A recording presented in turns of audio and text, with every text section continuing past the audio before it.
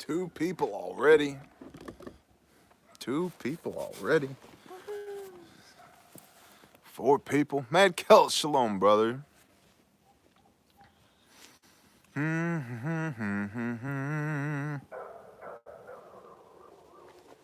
Yup, Iran responded. It has begun. We're good. How are you? How are you? I'm good.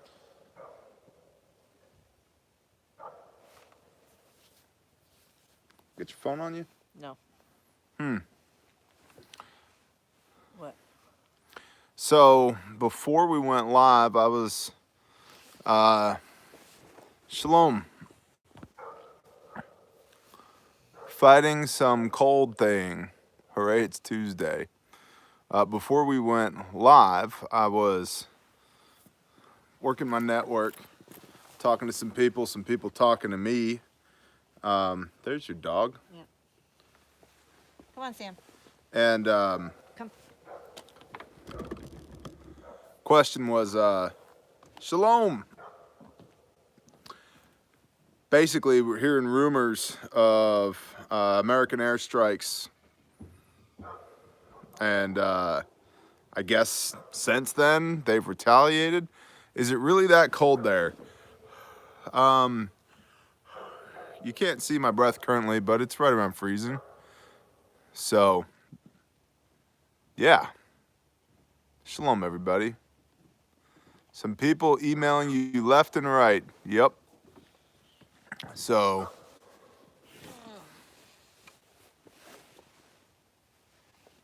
watching Fox News right now, not looking good. Hey, go grab your phone.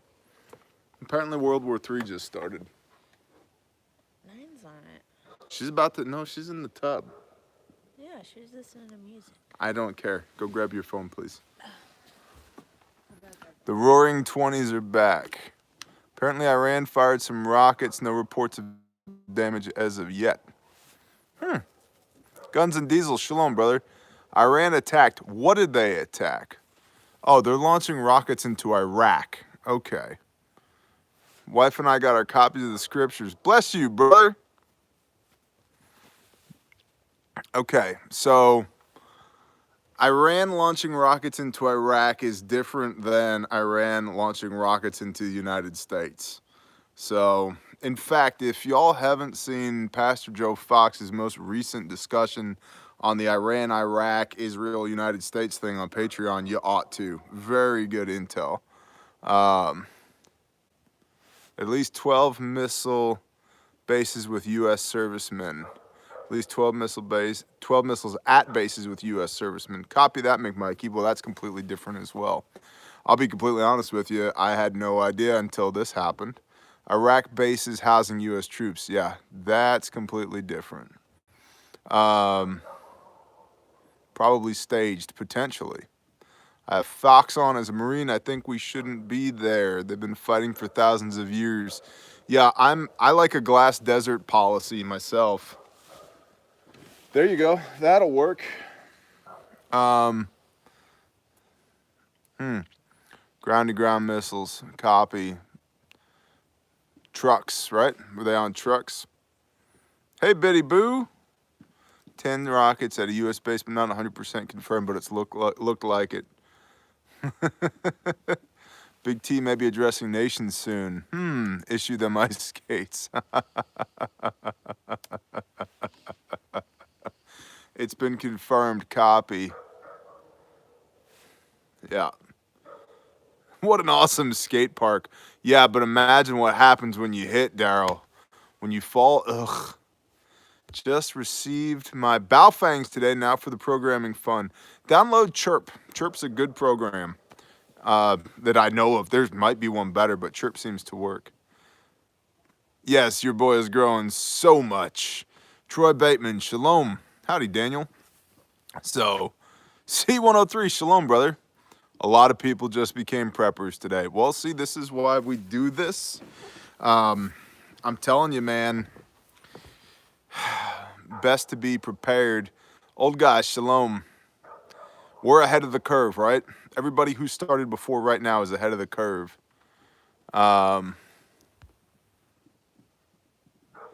Jeb, bless you. Thank you. I don't know if it's too late now, but definitely time to start doing the things, right? Do the things. Exactly, KP. Charlie, bless you. S Bean. Chaotic. What's up, man? Choo. Gesundheit. My wife's over here working the Google machine. Yeah, Wyoming. Good point. Wow, you guys in the chat goes by so quickly. PJD, shalom. Only too late if you don't try. I agree with that. Wish the chicken store was open now. Uh-huh. Need to get T-Bear. Kanaho, shalom. Today's talk about UN Trump Iran puts things into perspective. Copy. Wave 2 of missiles now. I'd like to be on the program where I didn't even know this happened. Amen, right? So, you know, I don't know, but if Iran, let's think about this. Let's think about this really taking all the, first of all, taking the cat tourniquet out of our back pocket because it doesn't feel good sitting in this chair and I don't want a lopsided bum. Next, let's think about taking all the emotion out of it. If we wanted to have a war with Iran, oh boy, we'd have that thing. We are capable of erasing Iran from the map pretty quick, I think. I think the only issue would be concern over nuclear missiles, dirty bombs, terrorist type attacks. Am I right? Am I right? Right? 82nd Airborne deployed. Copy. Sasquatch, Thor's hammer for the win. Copy. Do you like 5.56 or 7.62 by 51? Colton, it depends on what we're talking about. Keelan, shalom. Tactical Tuesday. I've already seen other people using it, MJ. It's whatever. We all know where it came from, right? I prefer 5.56 for carbines and 7.62 for long range, but long range is relative. I've got a whole bunch of videos on it. We should GTFO of the Middle East altogether. You know, I'm with you, old guy. Vicky Fulkerson, shalom, sister. What's your favorite SHTF sandwich? B-52's deployed. Diego Garcia, copy. Time to free the Iranian people. The one fingernail makes. Yeah, fingernail. Yeah, that's right. Fingernail did make some good sandwiches. Holy cow, there's almost 400 people here. Y'all need a new hobby. All right, babe, give us the intel dump from the interwebs. What do you got? And now, Tahami Biscuits with the news. Don't you even. It's going to be sunny and 78 in San Diego today. And I mean, like, as far as, like, mainstream media, like, you really don't see anything online other than Iran states that it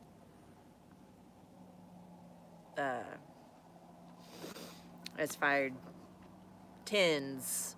your standard death to America bullshit? Right. Okay. Tens of missiles to our bases, but that's about it. And let's do it. Yeah, Iran don't want no smoke. Yep. Get the pretentious pinky in the air. Thank you, Sleep Dog. Hami needs some Highland cattle. Sarah Hoskins says you need some Highland cattle. I'll take any cattle. You'll take any cattle. All right, so this one just told me we needed a mini cow. A mini what cow? A mini milk cow. Mini Jersey.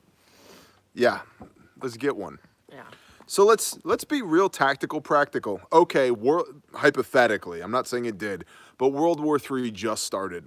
What are we gonna do? I'll probably go to Sam's Club tomorrow. We have more food than we could possibly eat in a year. Yeah. Things Iran won't have shortly: power, internet, a functional military. Amen, Jeb, bless you. I mean, because I think the difference is foreign soil versus U.S. soil. Mm-hmm. And, you know, I've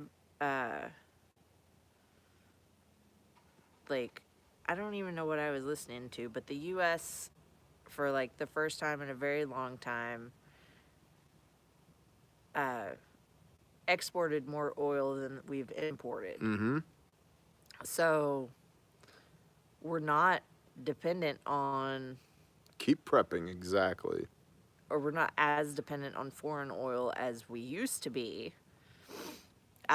We could be 100% independent of foreign Right. oil Yeah, if that's we what I'm wanted saying. to be, Yeah. you know? And, so I think that's a big, kind of one of the big deciding factors on, like, what do we do? Like, if it's on foreign soil, if they come here and attack, that's another thing. But Yeah, the Saudis have a better track record of attacking U.S. soil than the Iranians do, but that's a whole nother story for another time. But what would I do right now if World War III started? My truck's full of fuel. How much fuel is in your vehicle?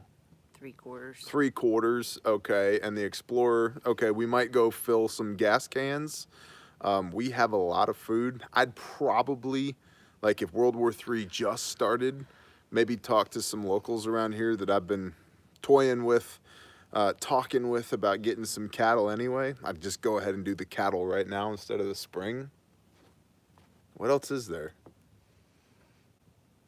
I don't know. If we get attacked here, that's a whole nother ball game. We would definitely tighten up our security protocols, probably stay closer to home. But who knows? Who knows? Well, and again, I think your coastals, Mm-hmm. your coastal cities are going to be your prime targets, Yeah. not the middle of BFE. Yeah. Yeah, and that's one of the things we talk about with population density. There will be very few Durka jihads around here. Right. Like And we'll have plenty of warning before something. our dog will eat their face. Like it's just He's a vicious killer. the population density is so low that we're not even like a tier 12 target, there's nothing here except us, and while I'm kind of important, I'm not that important. He says as the Iranian sniper explodes his chest cavity. Let's write some prepper fiction now. Yeah. Their only play in World War III would be an EMP. Agreed, man. Mexican gangs, not here. Big cities, man, big cities. We're nowhere near a big city. We're not even near a small city. We're near-ish to a small city. We can get there if we need to, but, we're happy to live where we live, right? And there's definitely a trade-off. We can talk about that a little bit. I spend more time in the truck to go see people I love and buy things I need. Mm-hmm. But it's worth it because I don't do that terribly often. Right. And even if I did, I spent 2 hours every day trying to go into Dallas and back. 2 hours down, 2 hours back, just to have the joy to go in Dallas and suffer and die during a potential SHTF. The Dallas North Tollway is a daily shit hit the fan scenario. Daily. And so, that's 4 hours of my day every day. So, PG-13 campers. Thank you, Badger. I'll tone it down, sir. I'm sorry. Testimony of faith. Bless you, brother. I appreciate you. Thank you. Your fingers all in the front. Alex Giles, add him to the compost. Amen, brother. Amen. This is quickly becoming one of our favorite sayings. I have a very robust compost pile. Mm-hmm. And then stare. The implications are massive. You just kind of... I have a very robust compost pile. Mm-hmm.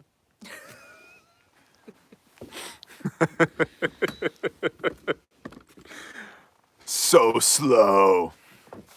Unless you have a Sam dog, and then so we butchered roosters the other day. Uh-huh.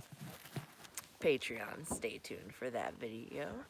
That was a good video. It was a great video. But so we had a bunch of chicken parts that we put into the compost, and Sam, our dog, won't eat chicken. I think he might be allergic to it, but he won't eat it. But he loves to play with chicken parts. So I have chicken feet and chicken heads littered throughout my yard. I'm like just waiting for some stranger to walk up and be like, It does, over there on that side of the deck, it does look like a convoy of chickens hit an IED as well. There's just everywhere, which is kind of funny because I was walking around and I'm like, what is that? Oh, that's a chicken head. And then I saw him like out in the front yard rolling around, throwing a chicken foot up in the air. And he got his, Biddy Boo says he got his butt busted for chasing chickens. That's what it is. Good to know. Yep. Finally, not one more inch. Shalom, brother. Yeah, that was a good time. We won't spoil it for the patrons. No. But the 2 good videos came out of that event, and that was a very good time. Hey guys, back at you. So, I mean, is this the Gog and Magog war? I've gotten a couple of emails to that effect. Jay John, shalom, brother. Homie should do more canning videos. Sarah says you should do more canning videos. What do you have to say to the people? okay. And they really want your bread recipe. I know. Even though I've told them repeatedly where to find said bread recipe, they want you to do the bread recipe. Well, you have to help me. Okay. Jay Johns, we love you back, brother. You are freaking awesome. We should do the things together again sometime soon. Lady of Lake Fork is here. I make awesome bread, says Mad Kilt. Prove it. Where's the video? Where's the bread? Where's the bread? It's hard to, James Cipriano and a couple other people have all been like, hey, we're going to send you pizza. And just the logistics of sending pizza or bread through the mail is incredible. Right. Like you can't do it. Lie. Lie? Lie. Lie about what? Tell them you're sending like, I don't know. What's the shape of a pizza? A record. You're sending multiple records. No, it's just getting it from where, I mean, it's food, right? So it's, your food's bouncing around on the back of a United States Postal Service truck. The crap that you eat, like, Richard Wells is sitting out here? on the counter, like, you wouldn't mind a day old unrefrigerated pizza. I'd be fine with it. Yeah. I'm just saying. You know, at the rate we're going, our postal carrier would steal it. They'd be like, I don't know anything about your pizza. Sir, it's on your shirt. Oh, no, not that pizza. We had an issue with our postal people for a while. It's been addressed with, because I have a very robust compost pile. EH, Nebraska. Shalom, brother. You should, wait. Hami, you should what? Hami, you should add quail to your poultry addiction. Yes. We've talked about that. Stay It's survived. been on my to-do list. I need a quail space. So I've got a space in mind, but we've just had so many other projects going on that I haven't quailified myself yet. Whose hair is this? Yours? In my whiskey. That is not my hair. Butt hair. Why did you tell the people about my tremendously long butt hair? Now I'm embarrassed on the internet.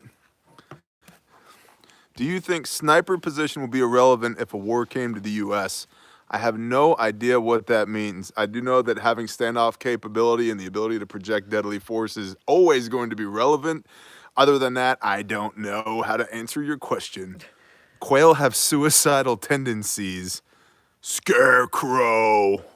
Why do we look alike? Because you must look awesome. Am I high? I'm so high. Thank you for asking. Really? No, I've been working since before the sun came up. This is just what I look like when I'm tired. Oh. Thank you, Pandonon. High on life. Richard Wells, shalom. All of y'all. You guys are funny. You're funny. So, Yeah, really, I just talked about in this in that video that posted yesterday. Okay, World War III kicks off. Now what? Do the things. Go even harder. But basic preparedness covers all of it. Now is the time, really, if you have protocols in place, you start enacting your protocols. You start talking to your people.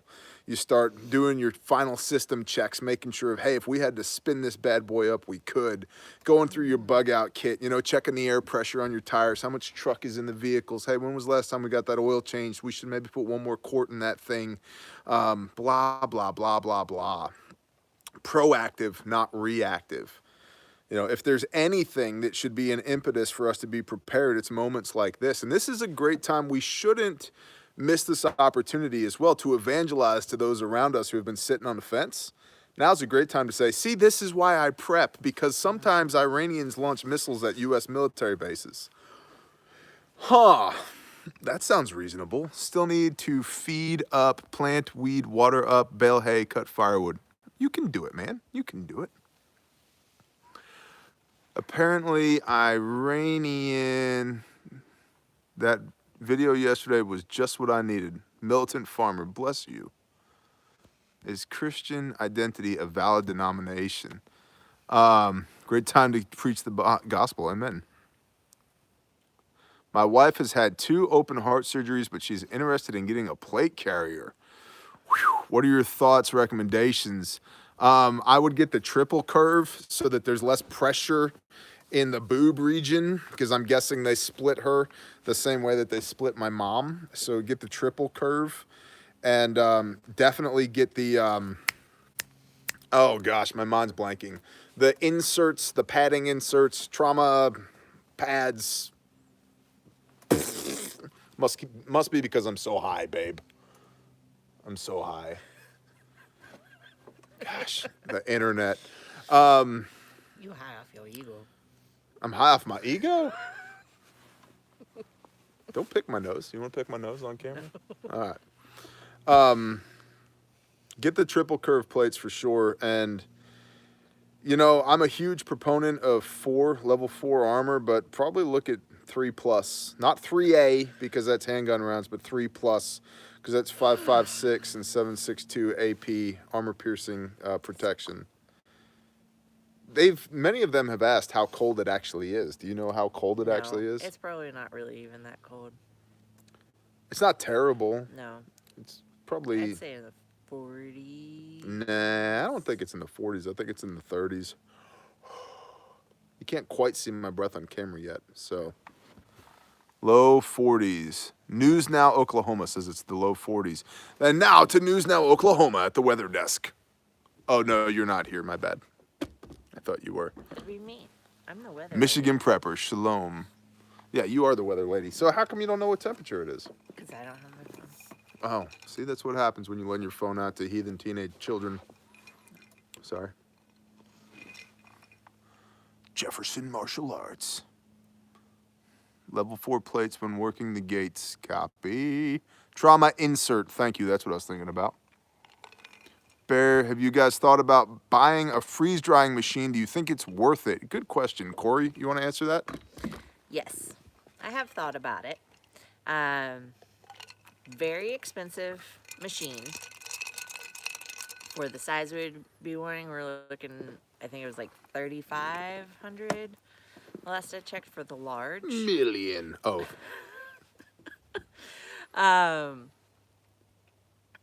And then to get the oil-free pump is like another $1,500.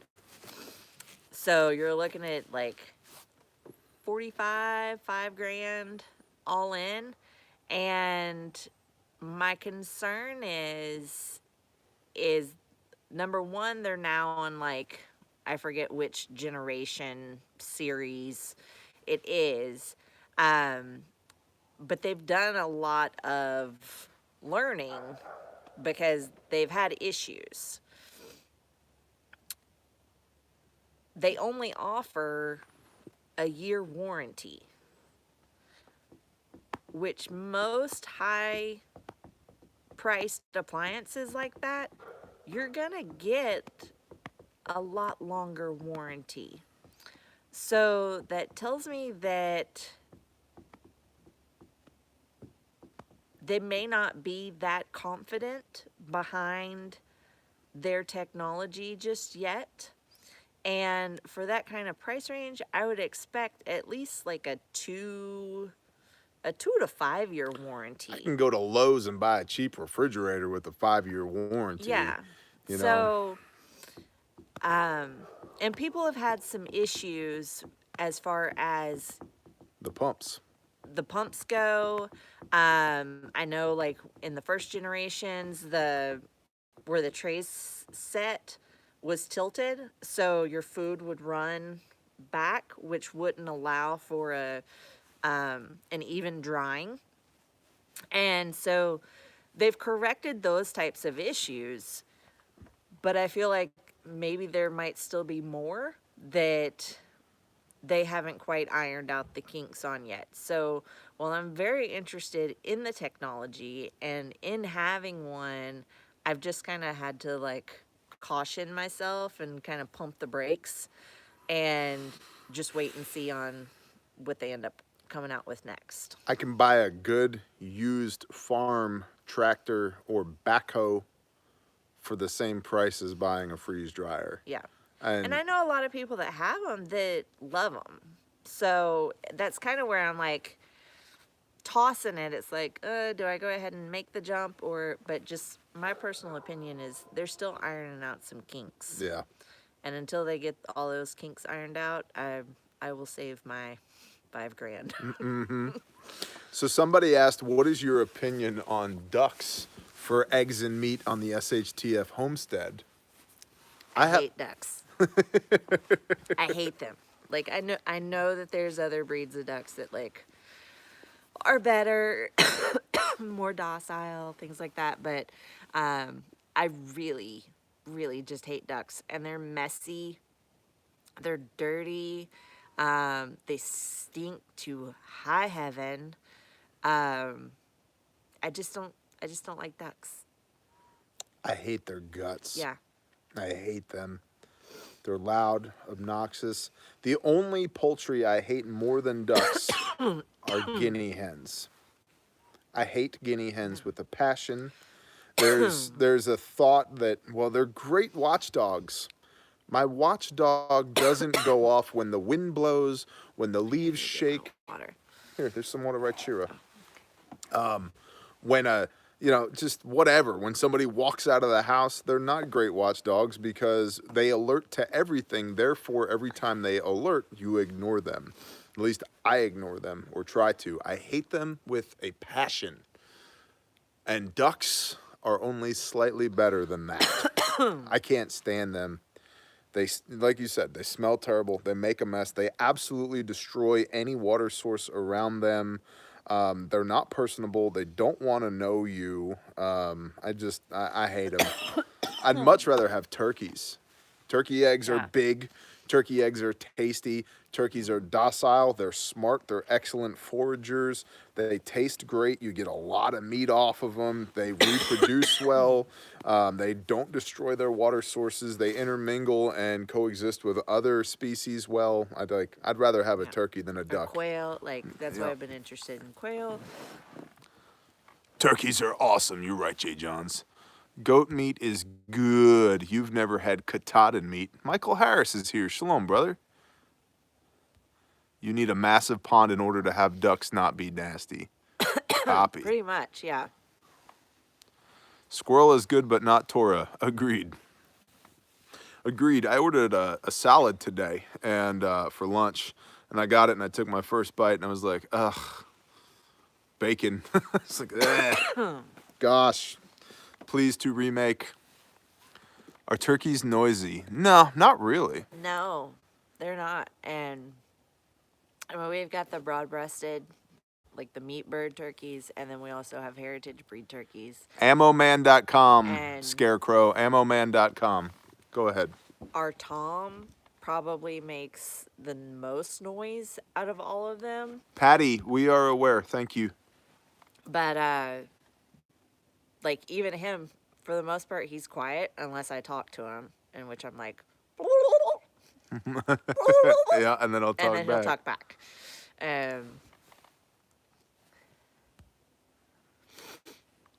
But no, I love my turkeys. Turn on the news again. Several U.S. planes are on fire at the Ain al-Assad base in Iraq. Copy. Would you get a mule to guard against agents' coyotes? To guard against coyotes, you mean? Well, we have a big old dog for that. Super chat question. Did I miss it? Thanks, Mad Kelt. East Central Illinois is killing me. Been trying to homestead for a few years. Overall, which would be a better overall, Missouri or Oklahoma to live? Depends on what you do for a living. Oklahoma, I think, has a lower cost of living than Missouri, but and more affordable land. But depending on what kind of income you're looking for and how close to a population center you need to be, Tim Drake, then that's up to you. I'm in eastern Oklahoma. I was moved here by the hand of Yah, and I love it here. So, but that being said, we have brothers and sisters in Missouri who are doing great in Missouri too. Yep. So I would go into it as an either or, whatever works. Yes, you should booby trap your outer perimeter for sure. You guys need a peacock to drown out the guineas. And if we get a peacock, the only thing that we'll be hearing is going to be the sound of a 12 gauge for 90 seconds or so, and we'll have no peacocks, no guineas, nothing. Ammo run now. Opie Waddell, copy, man. We had a mini donkey. It was to protect the goats. It killed 2 of them. No more donkey. Yep. Yeah, I was gonna say they can be like highly aggressive towards just about anything. Like they're not really particular just for coyotes, which is why we have Sam, is because I can train him. I don't know the first thing about training a horse or a donkey. So the first thing you do when you train a horse is you get the horse, and then you take $10,000 and you dig a hole and you throw the $10,000 in the hole.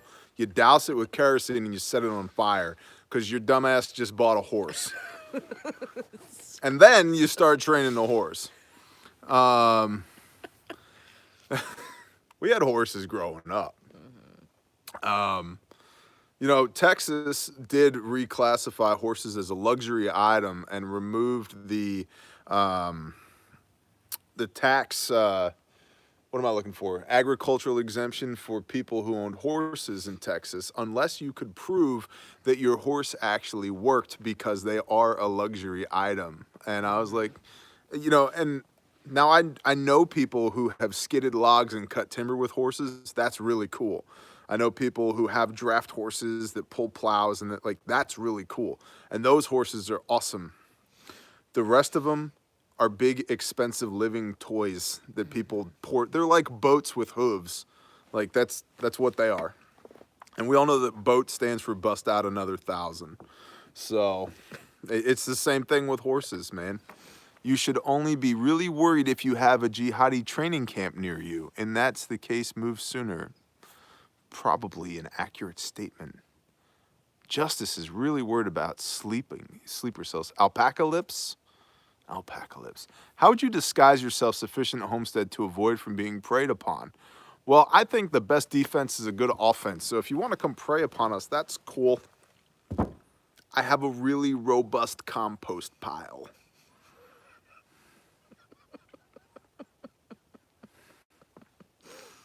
I've said it many a time on camera, and I mean it. You might get me. You're not going to get all of us.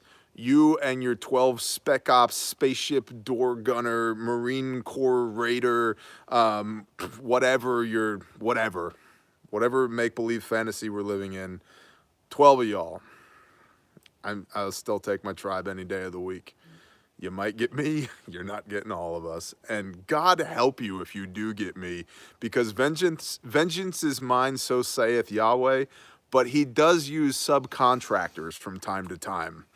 And yeah, that's all I gotta say. So I really believe that should you have defensive plans? Absolutely. But the best defense is a good offense. You don't want to be the type of person that people think, yeah, I could probably take that guy, or I could probably take that girl, or you know what? I think the juice might be worth the squeeze. I really believe in presenting that you don't want to try and you just don't want to try. I'm such a better friend than I am an enemy. And subtly and without subtlety at all, I make that known. I'm much better a friend than an enemy. So,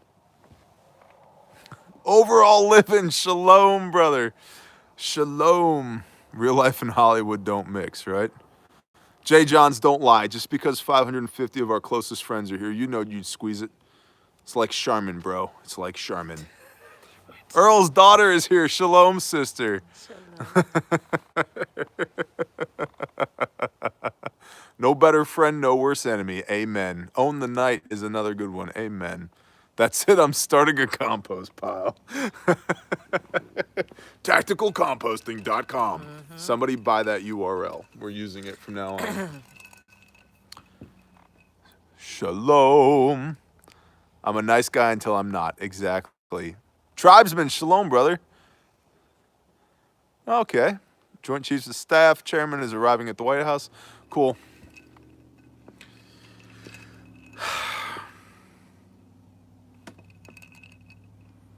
They really don't want to play this game. I'm telling you, they really don't want to play this game. Mark Chenoweth, thank you. Thank you.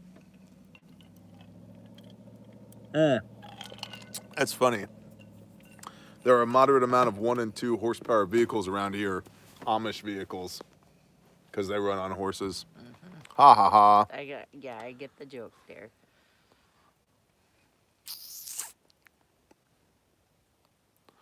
Red, Sonia, and Patreon. I'll be worried when they start hitting air bases in the U.S. Agreed. Karen, thank you. Clop, clop, clop, bang, clop, clop. Bear, you have a Patreon. I most certainly do. It's very hard flipping between you and PJF. Is PJ live? I don't know. I don't know have either. my phone. I don't know either. Is PJ live? Listen, I love y'all, but I might shut this down and go listen to what PJ has to say. Bear, do you think I'm good on a year's supply of packaged prepper food? I would add more grains for sure. Right. He was live last night. Copy. Some laxatives. Some laxatives, yeah. If it's the freeze-dried stuff. Metalhead, Metallica #1. Yeah, I like some. Listen, everything after the Black Album I'm not interested in, and even the Black Album, I've had a couple of beers, I can listen to it in the background. But we all know that the best album that Metallica ever produced is either Justice for All or Master of Puppets. Debatable. I know that the best drums that they've ever had was on Justice for All. Dyer's Eve, namely. Not one, because it's just too easy. But Dyer's Eve actually has some good drums on it. But everybody's mesmerized by the drums on one. They're just not that hard, you know.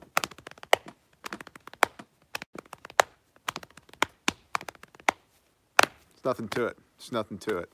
Nothing to it. There's nothing to it. Give me 2 kick drums and some 1980s Camco pedals made by Tama. Not a problem. Right? But Dyer's Eve actually has some good drums on it. Lars actually played drums on that album. So, I don't know. Now Kirk Hammett got butt hair plugs on his head. Like he did. They like shaved his butt and stuck it on his head or something. He looks all weird and I don't know. So there's hope for you? There's hope for me. Yeah. I look way better. Look at this. You did a good job. You did a good job. Thank you. Thank you. I wish all of our people were here. I really do. We need a fellowship. We need to live stream a fellowship. People would lose their minds. We'd actually have to have a producer just to capture all the angles and all the different conversations and stuff. It'd be crazy. Imagine like Florida 2 deployment plus tribe plus Sukkot 2019 on the deck. Oh, that'd be insane. Wouldn't know what to do. Me either. No live stream from PJ yet. Copy that. Carhartt and camo. Goat roasting. We did, plus all of us. You guys wouldn't fit. We roasted 2 sheep on Sukkot. And when I say we, I shot him in the head. And me and Hobie and Okie Storm Chaser and Brother Richard and Hunter Seeker and a couple other people butchered them. And when I say Richard was there, what I mean is he was talking trash and drinking all my coffee. So moral support. And so we butchered them out. And then we cut one into finished cuts. And the other one we roasted whole over a fire. And by we, I mean Okie Storm Chaser did it. And it was like literally legendary. I think at least 3 or 4 ballads were written that day about how good the sheep was. And then later in the evening, there may or may not have been Grandpa's cough medicine being passed around, and we were eating sheep bacon, which was delicious. And my finger just, you know, as you're picking off meat off of the carcass, slipped into a tenderloin. And the No Doom Prepper was there, and Hobie was there, and Hunter Seeker was there, and a couple others. And I was like, gentlemen, I have found the tenderloin. And they're like, what? We never pulled the tenderloin out of that sheep? Oh, dude, it was so good. It was so good. It was the best. And then we made quite possibly the best breakfast sausage I've ever had that was like 60% sheep and 40% beef. And oh my gosh, it was... Mouth-watering. That's it. End the live stream. There's nothing else worth talking about now. It was that good, man. It was so freaking good. I would kill another one of my sheep right now. If I knew for sure we were going to make more of that breakfast sausage right now, we would go live stream sheep murder and butchering right now. It's that good. No. Yeah, absolutely. Thoughts on AR-500 armor, specifically the production quality of level 3 plus and 4 plates versus other armor manufacturers.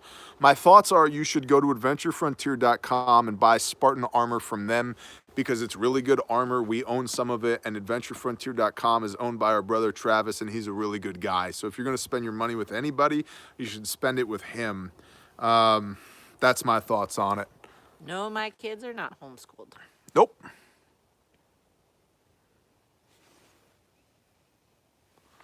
Jason Perry, I don't know what you're talking about. Big waste of time. If you don't know him, he won't answer your questions or acknowledge you. You've been acknowledged, Jason Perry. Darian, I don't know that it's a bad sign. Just had another baby sheep born on my homestead and 6 rabbits hatched. 6 rabbits hatched 29 quail? How did you get the rabbits to sit on the quail? I did build a wall, Michael Harris. What do you think Trump's response to Iran will be? I'd love to say glass desert. Knock, what is wrong with you? Or CB, what is that? Thank you. Thank you very much. I don't know what Trump's response is going to be, but I think that it's not going to be total war. It's going to be strategic. It's going to be surgical. We'll probably put people with no names in there to do some things that never happened. That'll probably happen. Or not happen, however you want to look at it. Airstrikes are a definite. We're so good at surgical airstrikes, so that'll happen. There'll probably be a handful of individuals that are HVTs, high-value targets that are going to get properly ventilated, some from a distance, some from up close and personal. That'll likely happen. And then if they want to go deeper than that, then we will likely systematically destroy their command and control capabilities. We'll sweep through there and we'll take them. And I would love it if we'd sweep through there, take them, and then GTFO, go home. I hate the prolonged. I hate nation building and protracted wars. I'm just so much more destroy and leave, and I know that's not clean, but if you gosh, I don't want to get into a biblical argument here, but when Yah sanctions war, it's total war. In fact, when the Israelites are going across the Jordan into the promised land, he's like, didn't I tell you to kill all of them? Who are these people? I said kill all of them. So when you go to war totally. And I'm not saying, just to be clear, we don't go in and kill innocent women and children. I'm not saying that. What I am saying is, if you're going to commit. Go in, get the job done, and then leave again. You know, we don't need to be handing out contracts to people to rebuild countries for the next 20, 30 years. So, Ozark Geek is here. Shalom, brother. Fight to win if you're going to fight. Exactly. Operate. Michael Harris, man, I'm sorry that I got the flu when I got the flu. We were supposed to be doing this, but without the 564 of our closest friends with us. So, tacticalcompost.com. Iran is crazy, but they're not insane to have full war with us. Yeah. It's entirely possible in Iran that we end up in another proxy war as well. Mm-hmm. Alex, I was looking forward to it as well, man. We gotta make this happen again. Logan, shalom. Vicky, I do not even operate, especially when I'm standing next to Vicky, because Vicky is so hardcore that I just like, it's shameful to even be in the same area just because Vicky operates like, whoa, you know what I mean? I'm just like, can't do it. Yeah, we will make it happen. Valentine, shalom. Jesus Diaz, shalom, brother. Opinions on operating cranes. Well, first of all, do you even operate? Secondly, of all the things that are made of iron and painted yellow, a crane is probably tied with motor grader for equipment I had the least amount of experience with. Everything else, and especially the big three, track hoe, wheel loader, and dozer, I don't even have to think about. They're just extensions of my body.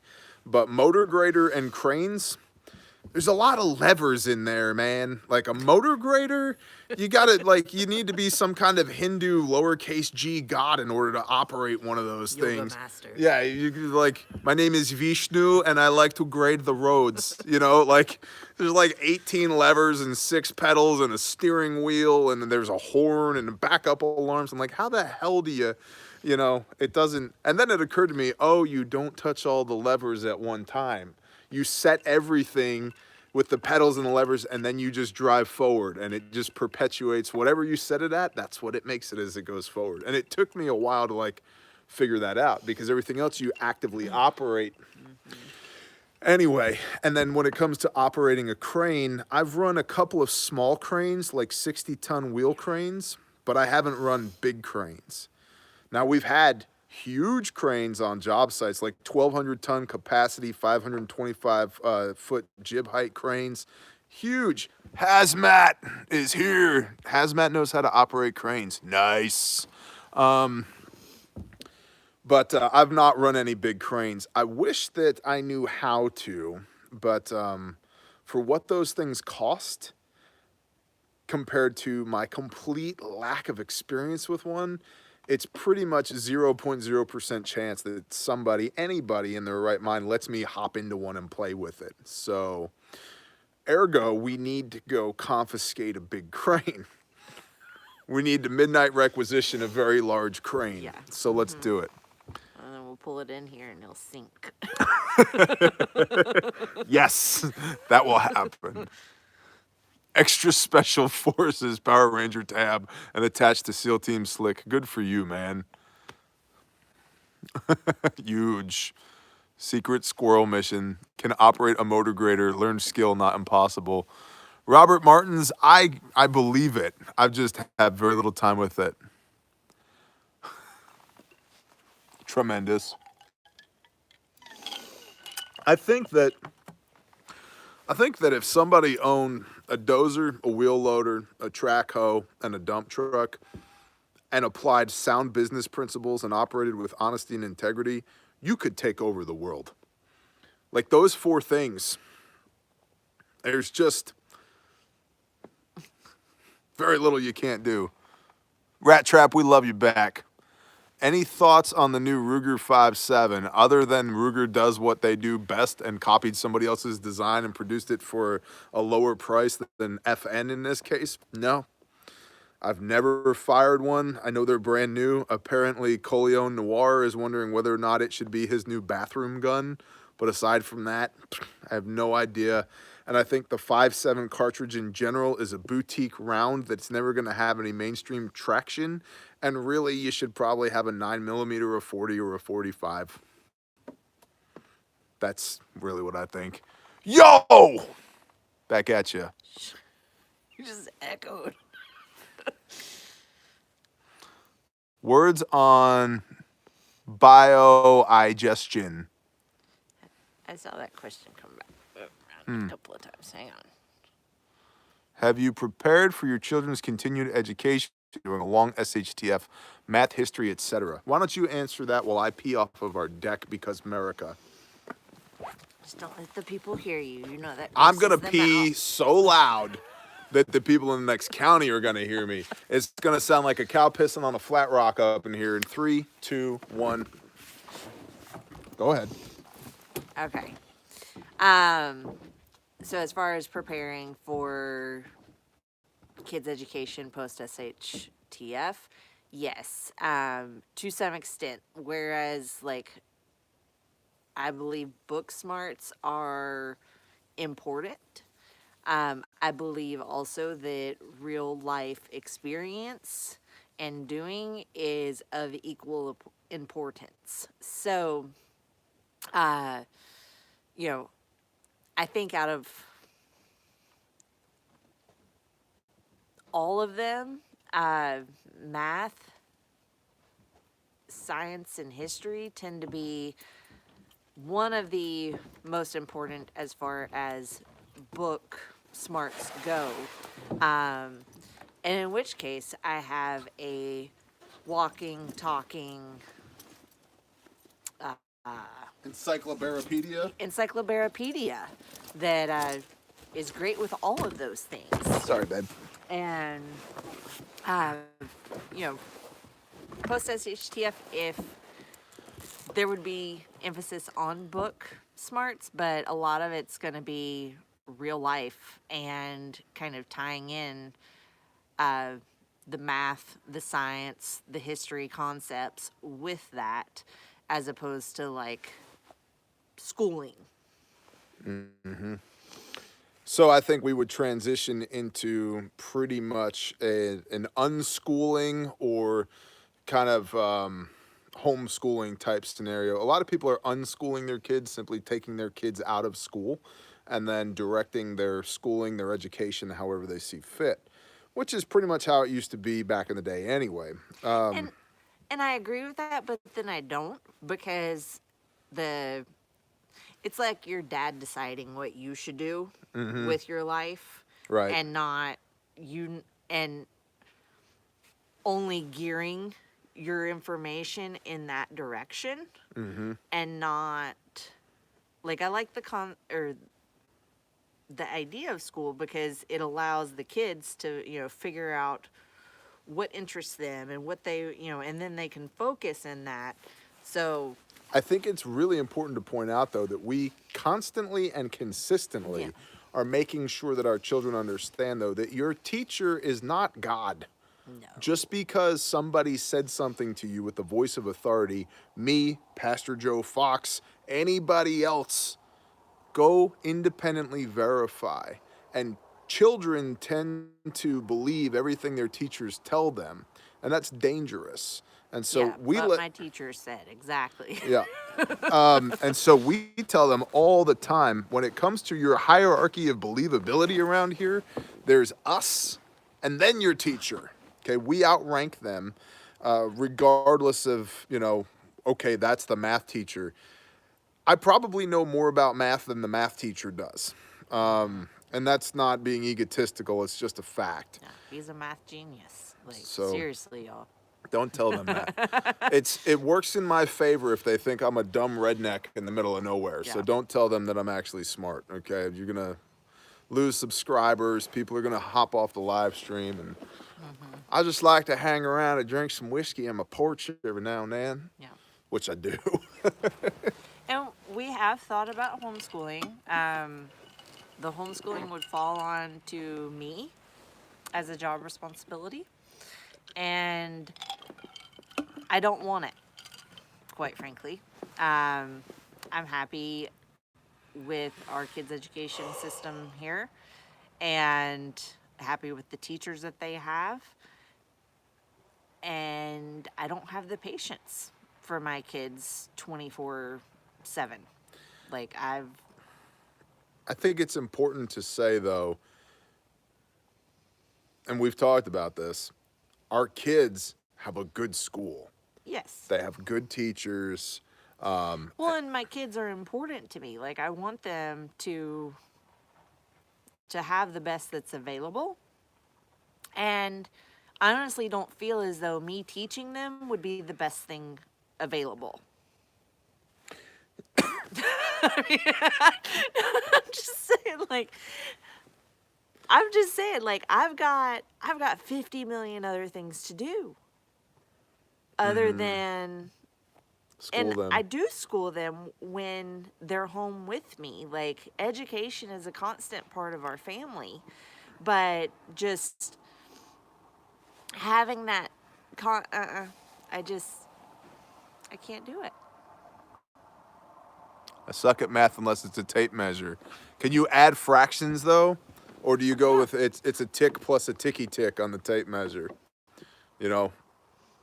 I say a 16th minus or a 16th plus. Well, I do believe when you get into 30 seconds,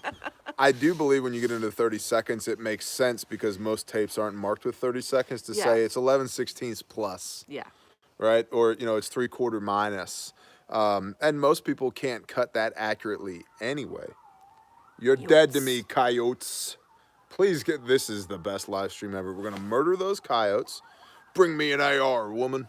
We're going to murder those coyotes. And then we're going to butcher a sheep live on camera. And then we're going to eat it. Can you all hear the coyotes? Half-breed guitars. Shalom, brother. Shut up. They probably could. You can hear him? Copy. Live coyote hunt. Can we live stream a coyote hunt? Like, goodbye YouTube channel. Like, it's over. They'd be like, then we're going to get all the people be like, all you do is talk about Patreon. Well, yeah, that's all we have now because we murdered coyotes live on YouTube. So,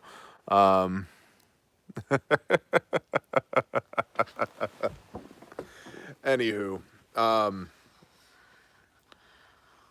homeschooling would be something that we would consider more heavily, even given the obstacles and opposition to it, if our kids didn't have great teachers in a great school.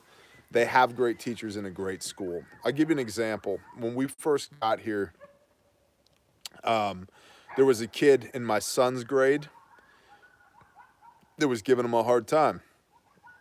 And I said, son, if he ever lays hands on you, you are to punch him in the nose and break his nose. And this is how you do it. And not only will you not get in trouble, I will come to school, I will pick you up, and we're going to go get ice cream. Do you understand? And he said, yep, I got it. I said, okay, cool. And I said, you make sure that he knows it too, that the next time you're going to shatter his nose, okay? And a week or two later, we were at a basketball game at the school. And I said, hey, Harlan, my son, I said, is that your principal? And he says, yeah, that's the principal. I said, okay, cool. I'm going to go talk to him. So I go talk to the principal.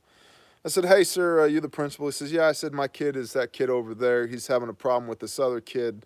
And I just want to let you know that I told him that if he continues to have a problem, he is authorized by me to break his nose. And then I'm going to take him for ice cream.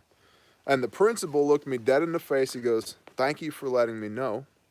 Okay. I said, all right, we're good. He goes, yeah, we're good. All right. And that was the end of it.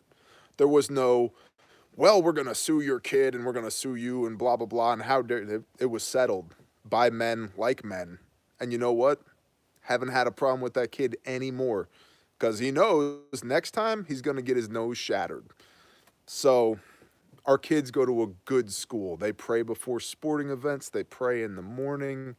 You know, it's people. So you have the same challenges with people you would anywhere, but they're good people. So that being said, if we had a good reason to pull them out of school, I'd figure it out. We'd figure it out. So, yeah. James Cipriano, shalom, brother. Don't start it, but end it. Yeah, that's where I'm at. You know, I don't know if I've ever started a physical fight, but I'll probably own up to one or two if you put a gun to my head. But I've ended a lot of them. That's just how I'm fearfully and wonderfully made. You don't get to pick on people when I'm around. Like, just, it ain't gonna happen. So, I got into should we tell bar fight stories? Sorry about the dog. We need to break Iran's nose. Amen. Hami looks like she could smash some pumpkins. She's pretty tough, man. In my younger days, I was the one to start the fights. I started and finished. Like, yeah. I was not a happy person when I was younger. Oh gosh, me either. So, and there were a lot of people that felt the brunt of that anger. So.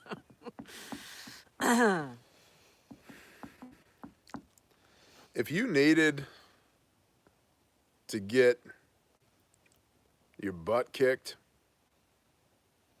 and you were asking for it, I was the one to give it to you when I was younger. We were in a bar called the Black Bear in Deep Creek Lake, Maryland, which is, you know, related or unrelated, I believe the first place that the CIA used LSD on an unwilling, unknowing test subject. Popcorn, let's do it. Yeah, y'all gonna need it. Let's do it. I was in a bar in Deep Creek Lake, Maryland, and I'll tell this one story, then I'll shut up because these aren't the things we should be bragging about. But I had a guy that worked for me who had come off a project in deep South Texas named Peaches, Mexican guy, Mexican-American. Peaches wasn't his real name. Pedro was his name, but we all called him Peaches. And we're at this little bar, the Black Bear, and it was me. I'm gonna get some socks. Go ahead. Get some socks, woman. It was me and a handful of my guys, like 3 or 4 of my guys. And then the national vice president of operations, the vice president of research and development, and the general manager of this billion-dollar construction company that I was working for happened to fly into that job that weekend, and they were there at this little bar with us. And unbeknownst to us, a women's college was near there, and a half a dozen of these college-age females come in, and they start dancing on the floor. And my guys all look at me and they say, hey, T, can we dance with them? Like, you're grown men. If you want to dance, go dance. And so they're out there boogieing, you know, putting the moves on them the whole nine. And I noticed there was a handful of these, just call them what they are, backwoods rednecks, just kind of sitting over there doing this in the bar. And one of them gets up and goes over to Peaches and starts into a whole bunch of racist bullcrap, which I cannot stand. I despise racism. It starts because, listen, if you're good, you're good. If you're not, you're not, and that has nothing to do with the color of your skin. Absolutely nothing. There are people I would put my back up against any day of the week. It doesn't matter what color you are, right? And so they start into Peaches, you know, you dirty Mexican, you're in here hitting on our women and this and that and blah, blah, blah. And man, I just got in between the two of them. And so he starts doing this in my face. And very quickly it turns into him and two of his buddies. And so I open up with a big push. And that guy goes flying through the air into a popcorn machine, which subsequently explodes, and popcorn goes everywhere. And then I hit his buddy real quick and hit his other buddy real quick, and 3 of them are down. Well, there's like 5 more of them. They're kind of standing there going, "You're next, homie. Let's party." Long story short, we end up out in the parking lot, and the owner of the bar had called the county sheriffs immediately, which was good for him. So I get outside, and it was almost a fair fight at this point.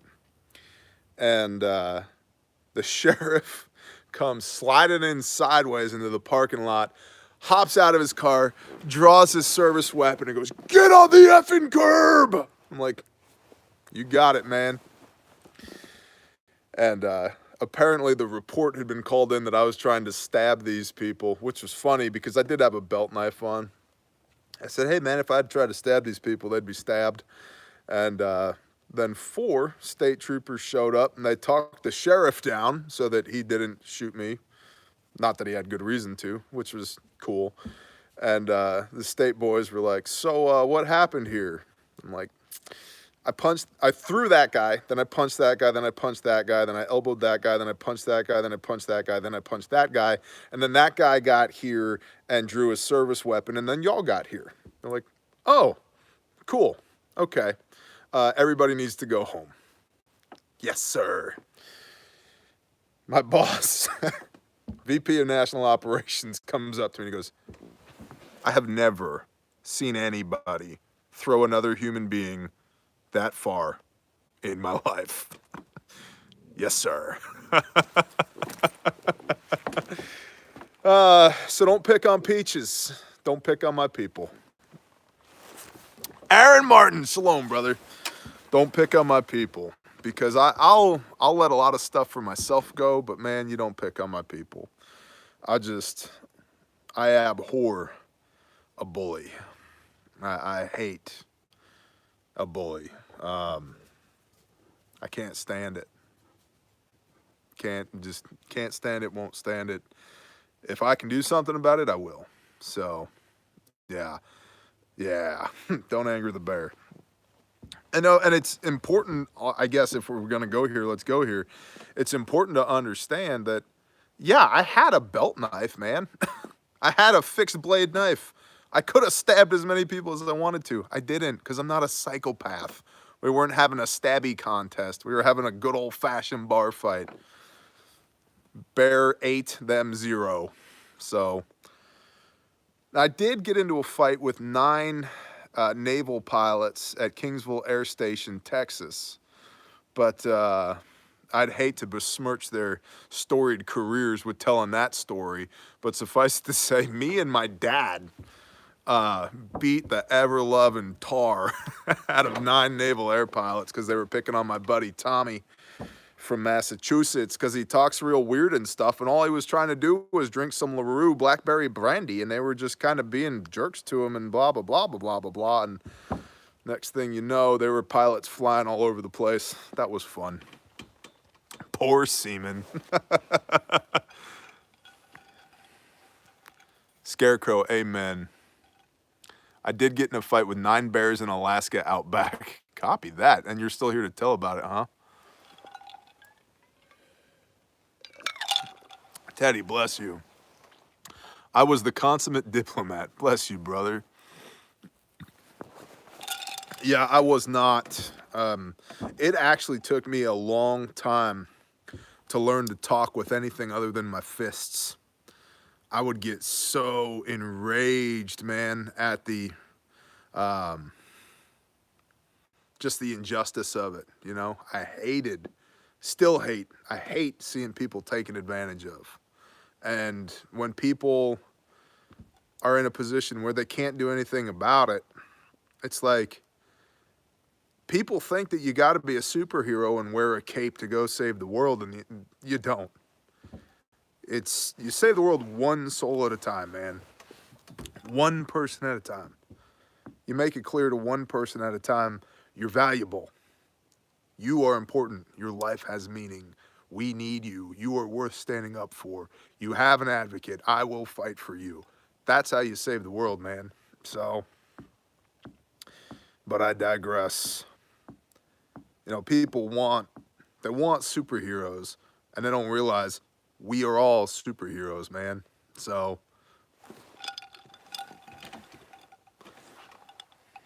Bear wears a multi-cam cape. You know, I don't have any of that Gucci stuff, man. Carhartt Brown.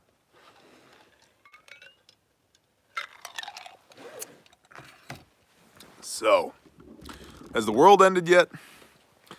Earl's daughter, we miss y'all. We must have a gathering of our people. PHL knife and tool. Shalom, brother. I was just wearing your handiwork today. Oh, wow. Yeah, you should have punched that dude right in the nose. You know the deal. I got some stories for you, sir. Yeah, man, we got to do the things. Holy cow. I don't know what knock is.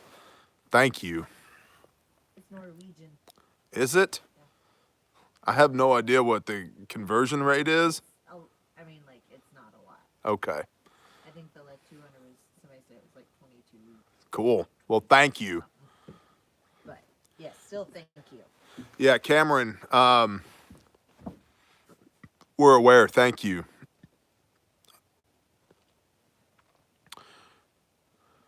Thank you. Thank you very much. CB, thank you. Yeah, you know, the thing that kind of reined it in for me when I was younger was my dad.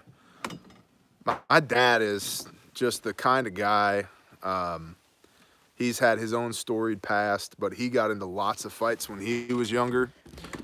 And he used to come home covered in blood, none of it his, because people would pick on him. And I used to come home covered in blood, none of it mine, because people would pick on my friends. And my crew growing up was the most ridiculous crew of like the little tiny Jewish kid and the fat girl and the tall, gangly kid that wasn't good at basketball and the math nerd and the band geeks. And like, whenever, like, I was on the football team, but only got along with a handful of people on the football team. I was taking college level courses in the 7th grade, but only got along with a handful of brainiacs. And so my crew was all the weird kids. And when somebody would pick on the weird kids, I would wreck them. I would wreck them. In fact, the high school that I went to had 1,200 kids in it. I'm familiar with Andrew Yang, but thank you for your $2. The high school that I went to had 1,200 kids in it. And I had such a reputation at one point that when it was the last period school got out, I stood in the middle of the hallway, the one staircase, with my arms crossed, just to see what the sheeple would do. And literally, droves of children were coming down the stairs and just stopped at the other end of the hallway. And then they very slowly turned around and started going back up the stairs and going out a different way. It was just me, but that was the reputation I had developed that you don't want to have anything to do with that guy because he'll kick your tail if you deserve it. And I still very, very strongly have that streak in me. But I've learned to temper that with, I remember my mom said one time. She said, one day you're going to kill somebody and have no idea why you did it. Because I was just so angry, and that stuck. And I was like, all right, I got to get a handle on this. This is not cool. And so what I tell people, and I mean it, is I can go there, but I don't want to go there. I don't want to go there. You don't want me to go there. There's no reason for us to go there. Let's just not go there, because if we do push play on that, it's going to get ugly for everybody, you know? And like, that's not an ego thing. It's just, it's a historical fact at this point. It's not good to go there. So, go to where the angry bear lives, Mike. Yeah. Can I tell one of mine? Yeah, tell it. Okay. So, I had this boyfriend. Thank you, Jerry Cripps. Thank Bless you. you. I had this boyfriend who ended up, he was the QB of our football team.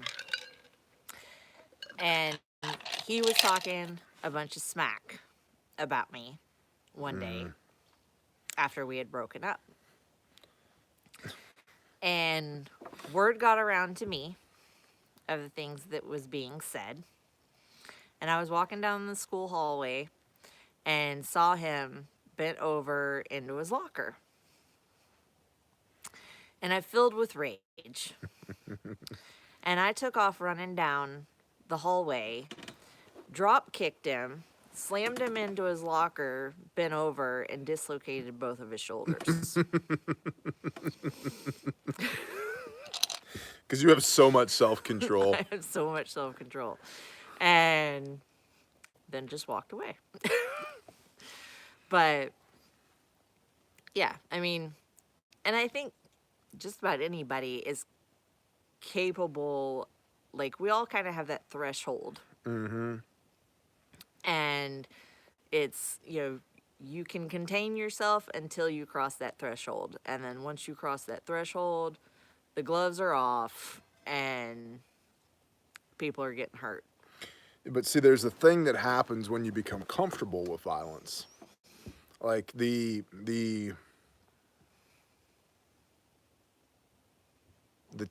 chilling thing, and what a lot of people have a hard time understanding, is people who are comfortable with violence because they're just familiar with it.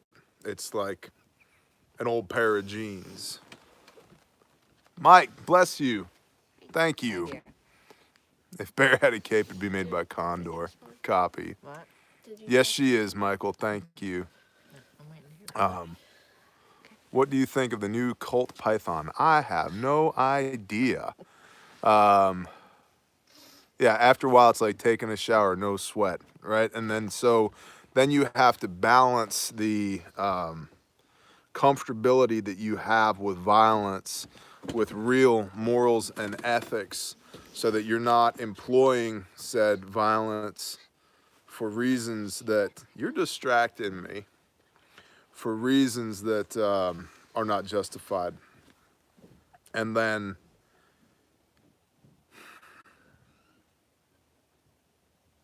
gosh, that kid has no tact. None. None whatsoever. That is graceful as an elephant. I love her anyway, but I mean, really. You get comfortable doing violence, and then you have to balance that in such a way that it doesn't become destructive, that you don't live there. And so it's like, then it becomes practitionership, and then there's almost an art that happens, and there's an honor to it that, okay, if today's the day that we do battle, and in the doing of battle and employing violence, I find somebody who's better at it than I am, hats off to you, sir, good job. Right. And that's a really interesting place to get to. That's a really interesting place to get to, mentally, emotionally, that what will be will be. This is the game that we play. I'm good at it. If I find somebody better, I know what the stakes are, so be it. So it's when you look forward to it. Yeah. 37 with it feels like 34. Okay, there's your answer. Half-breed, I don't know how much longer we're going to be on. What time is it? 8:19. 8:19. Not too much longer, I think. Scott Holmquist, amen. Amen. So, Mike, bless you, brother. Thank you. Who was that? Enoch, shalom, brother. Cool breeze. Cameron Davis, shalom. Yeah, so that's the...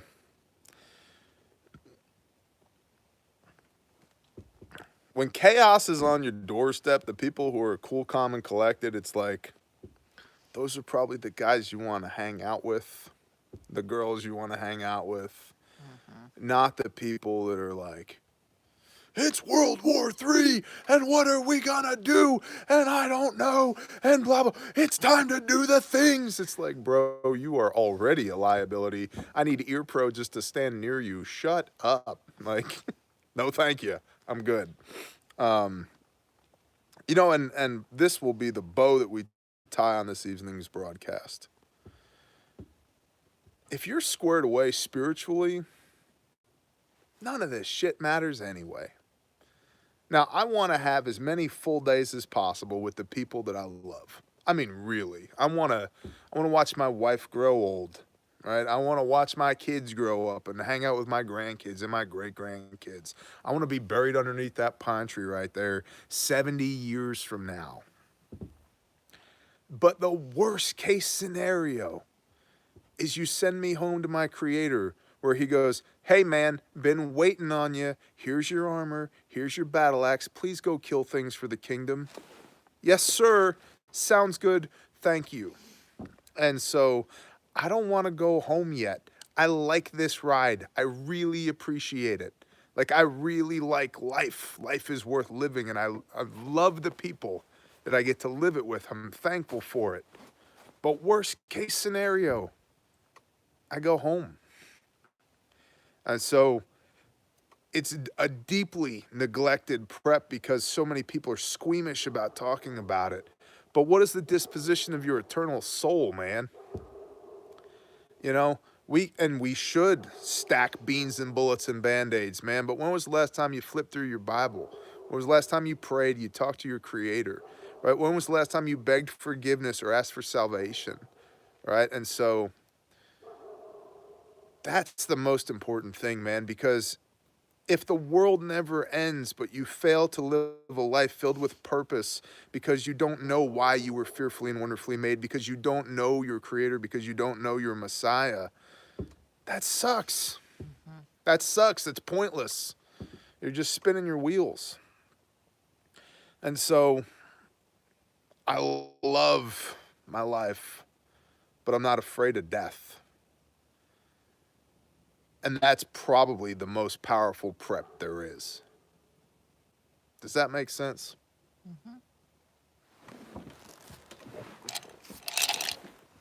So. I saw a thing. You saw a thing. I saw a thing. Julie Clark, bless you. And I agree, Julie. I just, like, I don't feel like that's my place. What did she say? That I need to give more advice or do more with the women. And yeah, I don't know. Me and him have talked about it, and it's kind of it's a weird spot for me right now. So we'll see. We'll see what comes. Keep encouraging her. I mean, really, I don't say that facetiously. Keep encouraging her, because some people, me for example, I'm very thankful for y'all, but I can withstand the force of your disapproval. I've done it. I'm cool, right? And there's days where it's more difficult than others. Right. But I can live with it, right? we're not all created the same like that. And so, and it's also, it's a very strange feeling to have 466 people hang out with you on the porch just to hear what you have to say. Right. And Yeah. there's an extreme element of stewardship in the faith that y'all put in us. And so it's a flavor that sometimes takes a little while to get used to the taste of. Okay? And so my wife isn't there yet. May not ever be there.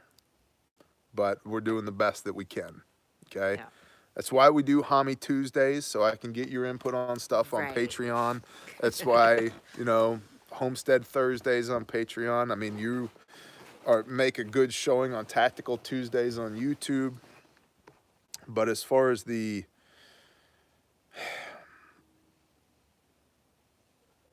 it's not that you're not a leader. I think you just have a different appetite for the... Well, I am, like... You are a leader. I am a leader, but I'm also, like, I'll be the first one to call myself a bitch. Like, I will tell you. And I think that might be, like, more, you know... I have compassion, but I also have... Say hi to Biddy Boo, Sam. Say hi. But I also tend to not have a very good filter. Bless y'all. Sometimes. So, which can come out wrong. Panhammer on Homie. Sorry, Badger. Good luck. You're banned. Oh, man. Your old mama says hi. Not that you're old. Your former mama says hi, Sam. So, yeah, I guess it's worth addressing that for better or worse, I have a conviction to do this. I feel an onus of responsibility for the people who are serious about this channel and the commitment. You see what Badger's saying to you? No. And the commitment that y'all make to us, that I want to reciprocate that with y'all, right? And I take it seriously. I mean, I just shot a video. Why so serious, bro? Because I take it seriously, and I want to be a good steward of the faith that y'all put in us. I also constantly want to point you back to your Creator, right? But while I got you, if you can leave better than you came, that's what I want to happen at this channel.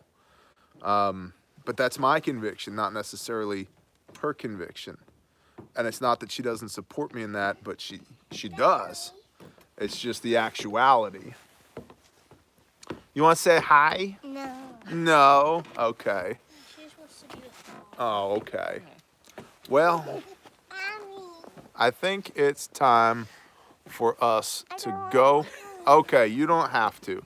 Y'all go ahead. I'm going to talk to y'all real quick, and then we're going to go to bed. Come on.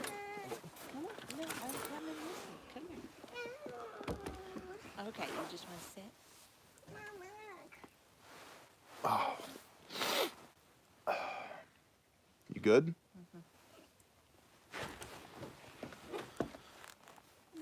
Father Yah, thank you for another day in paradise. Thank you for these people that you blessed us with. Thank you for the people within the sound of my voice.